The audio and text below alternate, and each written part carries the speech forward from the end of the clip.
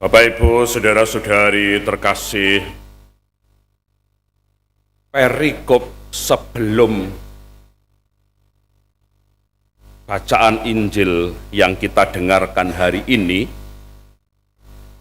adalah perikop tentang pembaptisan Yesus. Dan setelah Yesus dibaptis, turunlah Roh Kudus dalam rupa burung merpati, dan terdengarlah suara, "Engkaulah anakku yang kukasihi, kepadamulah aku berkenan." Jadi pada saat Yesus dibaptis, ada suara yang menyatakan bahwa Yesus adalah Anak Allah. Dan kepada Yesus Allah berkenan. Dan setelah itu kita dengarkan tadi, Roh Kudus menuntun Yesus ke padang gurun.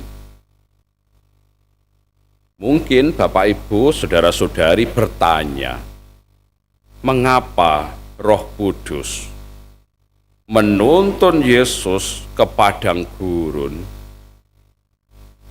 dan di sana Yesus dicobai oleh iblis?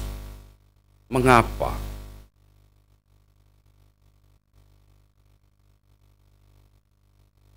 Nah, pertanyaan itu, Bapak, Ibu, saudara-saudari, ya banyak jawabannya sebenarnya, tetapi harus diletakkan di dalam pertanyaan yang lebih besar lagi, yaitu mengapa Mesias harus menderita sengsara? Mengapa Mesias harus mati, dimakamkan, tetapi pada hari ketiga bangkit dari antara orang mati? Itu pertanyaan yang lebih besar dari pertanyaan tadi itu. Mengapa Roh Kudus menuntun Yesus ke padang gurun? Dan di padang gurun itu Yesus dicobai oleh iblis. Bapak, Ibu, kita sebagai manusia juga mengalami bahwa kita tidak lepas dari pencobaan.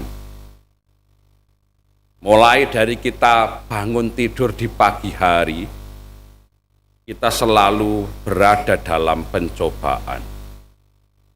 Dan pencobaan itu selalu menempatkan kita, saya mau taat kepada Tuhan, atau saya mau taat menuruti keinginan saya sendiri. Dan setiap kali kita itu di dalam pencobaan itu, selalu apa yang tadi dikatakan pemazmur, kesesakan gitu ya. Jadi setiap kali menghadapi pencobaan kita manusia ini ya, selalu rasanya nyesek gitu ya. Makanya kita tadi berseru supaya kita didampingi oleh Tuhan di dalam kesesakan. Nah, kembali lagi, mengapa Roh Kudus menuntun Yesus ke padang gurun dan di sana ia dicobai? Padahal kita itu tahu, kita punya pengalaman dicobai itu rasanya nyesek. Makanya tadi pertanyaan itu sebenarnya ada dalam pertanyaan yang lebih besar lagi. Mengapa Mesias yang kita imani itu harus menderita, harus sengsara,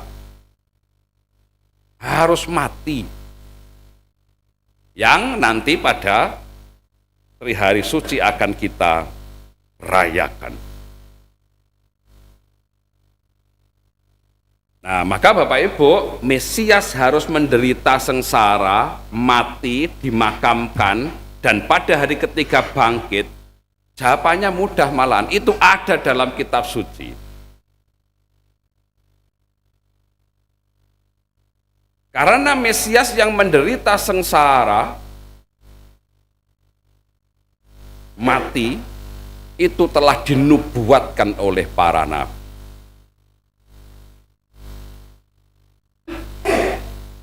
Para nabi telah menubuatkan Mesias yang harus mengalami penderitaan,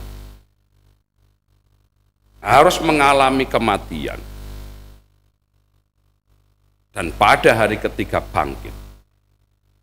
Maka Yesus dituntun oleh Roh Kudus ke padang gurun, itu pun juga dalam kehendak Bapa.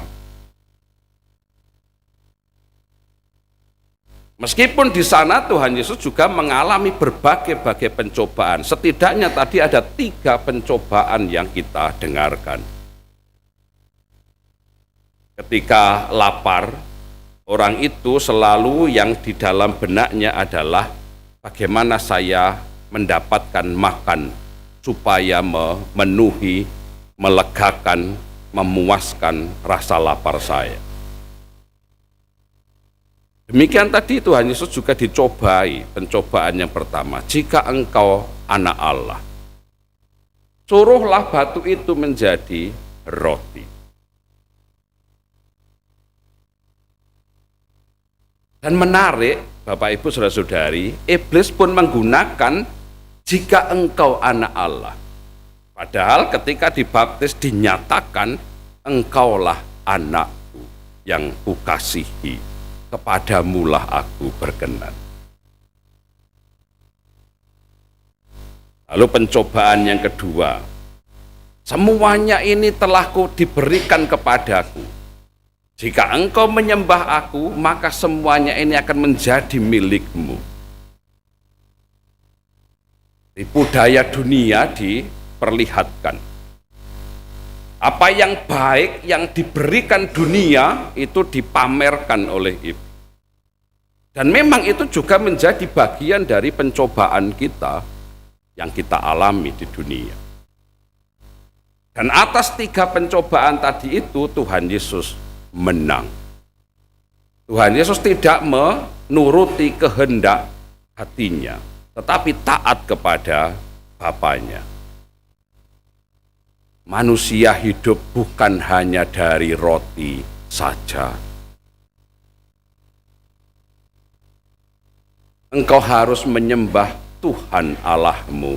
Manusia tidak bisa mengabdi 2 tuan, mengabdi Allah dan mengabdi Mamon. Lalu ketika pencobaan ketiga, ketika Tuhan Yesus ada tertulis mengenai engkau, malaikat-malaikat akan menatang sehingga kakimu tidak akan terantuk pada batu.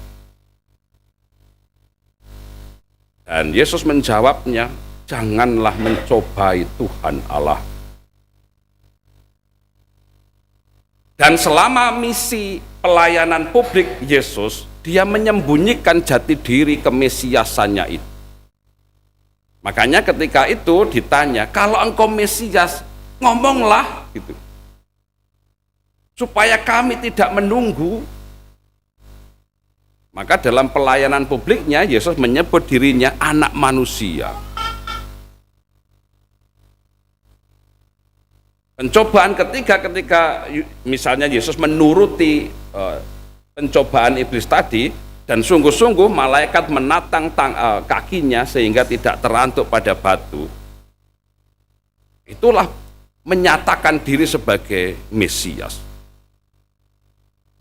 Padahal Mesias yang dinubuatkan para nabi adalah Mesias yang menderita sengsara, mati, dan pada hari ketiga bangkit. Maka Yesus dicobai, dituntun oleh Roh Kudus ke padang gurun, dicobai iblis. Di situ sungguh-sungguh kita diajak bagaimana Yesus sebagai manusia mengalami pula pencobaan-pencobaan kita, dan Yesus menang. Dan karena menang, maka Yesus memang layak untuk diakui dengan bibir bahwa dia adalah Tuhan. Bacaan kedua hari ini.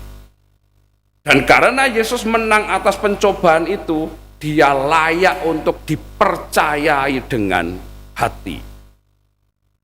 Tadi menarik, Rasul Paulus mengatakan, sebab jika kamu mengaku dengan mulutmu bahwa Yesus adalah Tuhan, dan percaya dalam hati bahwa Allah telah membangkitkan dia dari antara orang mati, maka kamu akan diselamatkan. Maka oleh karena Yesus menang atas pencobaan itu, dan syukur kepada Allah, di Prapaskah pertama ini kita mendengarkan kisah Injil pencobaan di padang gurun. Dan Yesus keluar sebagai pemenang, sebagai pribadi yang taat kepada Bapaknya, bukan sebagai pribadi yang menuruti kehendak hatinya. Maka dia layak untuk kita akui sebagai Mesias, sebagai Tuhan. Maka dia layak untuk kita imani. Dan karena pengakuan dan iman kita itu, kita diselamatkan. Nah terus, yang selanjutnya Bapak Ibu Saudara-saudari, mengapa pula kita, murid-murid Tuhan Yesus, orang-orang yang mengaku sebagai muridnya Tuhan Yesus ini, juga melakukan pantang dan puasa 40 hari. Mengapa kita diajak oleh Gereja Kudus untuk menyediakan diri kita ini melakukan pantang dan puasa 40 hari? Mengapa? Nah, dari situ kita bisa kemudian merenungkan, kita ini menjalani masa pantang dan puasa, kita itu menjalani masa Prapaskah, kita maksudkan untuk meneladan Yesus.